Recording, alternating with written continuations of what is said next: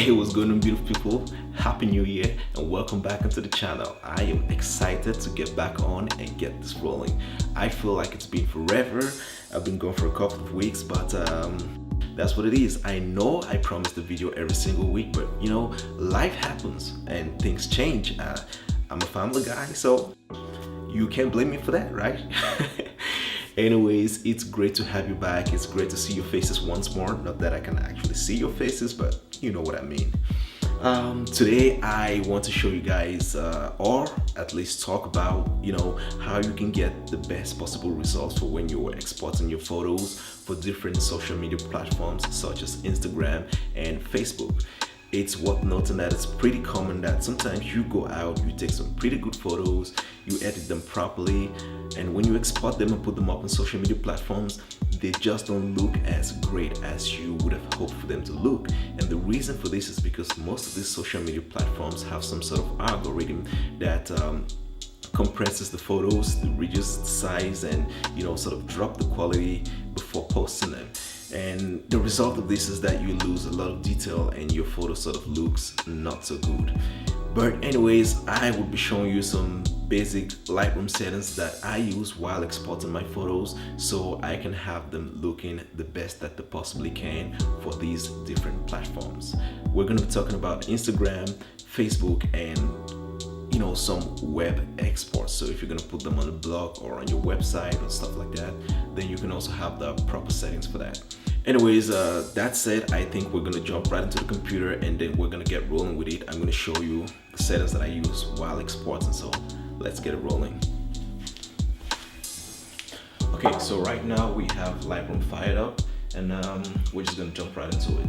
So you have your photos. One thing you have to keep in mind is the aspect ratios. Different platforms use different aspect ratios. For example, if you're doing Instagram, the aspect ratio is different, which is 4:5. So you want to go onto your basics and your develop module and just hit that right there and set that to 4:5, which is that.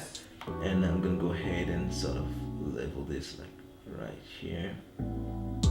Say that, and boom, and you have that image. So now I want to export this photo for Instagram because I just switched this to 4:5 aspect ratio, which is what Instagram uses. So now I want to export that. I'm going to go ahead and right click and simply go to export and export. And these settings are going to pop up. Now I have my presets set up right here for, you know, different things, so it just makes the entire process easier. But again, I will start from scratch, so let's just select Instagram for the ease of it. You can go ahead and select the location where you want your files to be saved.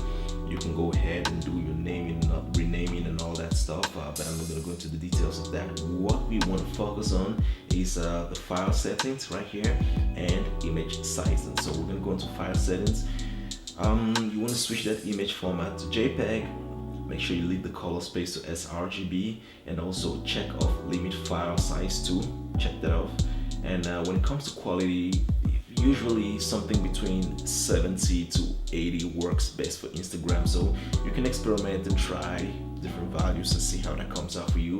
But for me, I find that 80 works best. So I'm gonna set that quality to 80 and down onto image sizing. Now you want to check the resize to fit box right here and make sure you select long edge, check off don't enlarge, and when it comes to the pixels, you can set in the value to 1080. Set the value to 1080, and as for the resolution, you can keep that at 72 since it's going to be seen on screen, so that works pretty fine.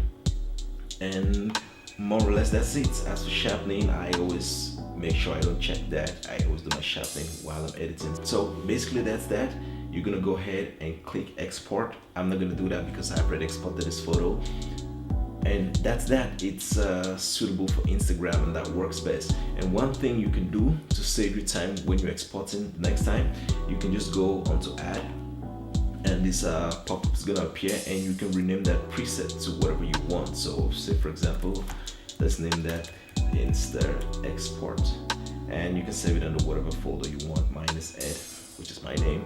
and I'm just gonna go ahead and click on create, and you can see immediately it goes down there and says Insta Export. Okay, and that's that, and boom, you're done.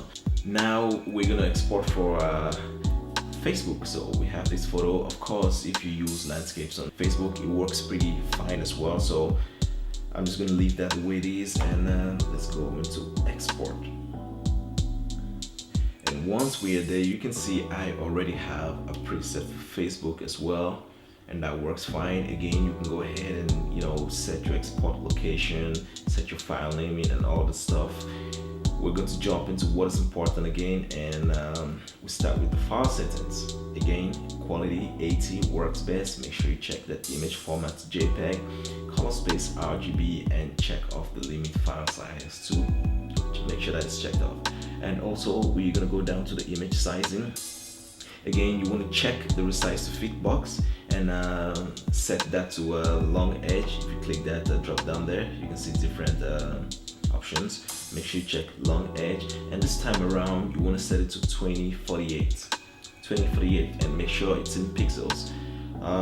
Resolution 72. Usually when you're, you know, exporting something which is going to be viewed on screen, 72 works just fine. And that's that. Again, you can go ahead and create another preset for this. As you can see, I have already created my preset for it, so I'm not going to do that anymore. But if you want to do it, just go ahead and click on add and say Facebook export, or whatever you want to name it, and boom, once you click on create, it's going to pop up right here. And the next time you're exporting photos, pretty easy, yeah. Okay, now for the web, this is a little bit tricky because, you know, depending on your website, you might have some sort of different dimensions for the photos and stuff like that. But for what I use, I'm just gonna go ahead and click on that web so we can see the settings. When it goes to file settings, I set the quality to 100, image format is JPEG, color space is sRGB, and when it goes down to image sizing, I check the resize to fit, and also set it to long edge. But this time around, I set it to 1200. Okay, that's always in pixels, 1200. And the resolution, we're going to be viewing this on screen again, so I set that to 72. And that's that. Again, you can go ahead, click on add, create a preset, save that.